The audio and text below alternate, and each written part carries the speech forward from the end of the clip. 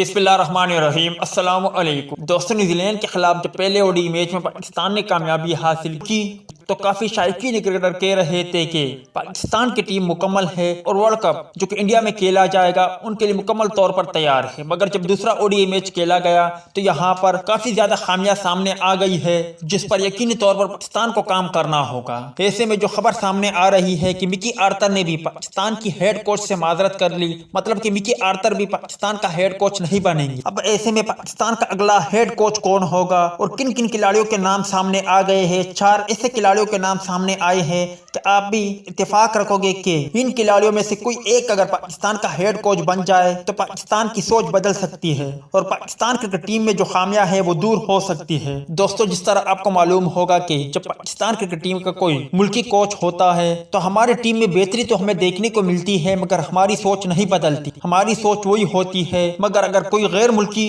Coach Pakistan का coach बन जाता है तो इसमें हमारे लिए बेहतरी यही है कि एक तो हमारी सोच बदल जाती है और दूसरी जो हमारी टीम में खामियां हैं वो खामियां दूर हो जाती है। अब जिन 4 खिलाड़ियों के नाम सामने आए हैं उनमें मैथ्यू हेडन न्यूजीलैंड के साबिक क्रिकेटर, स्टीफन फ्लेमिंग, इसके अलावा जस्टिन लेंगर, जबकि इंग्लैंड के साबिक खिलाड़ी मार्कस ट्रेस्कोटेक शामिल है। अब आप भाई बेहतर तौर पर मुझे बता सकते हो, अगर इन खिलाड़ियों को आपने स्क्रीन पर देखा होगा तो ये बहुत ही जारहाना और उम्दा बल्लेबाज थे। अगर इनमें से कोई एक पाकिस्तान का कोच बन जाता है तो पाकिस्तान क्रिकेट टीम के लिए शायद बेहतरी हो और पाकिस्तान क्रिकेट टीम बेहतरी की जानिब गामजन हो। आप भाई क्या कहते हो, लाजमी तौर पर बताएं।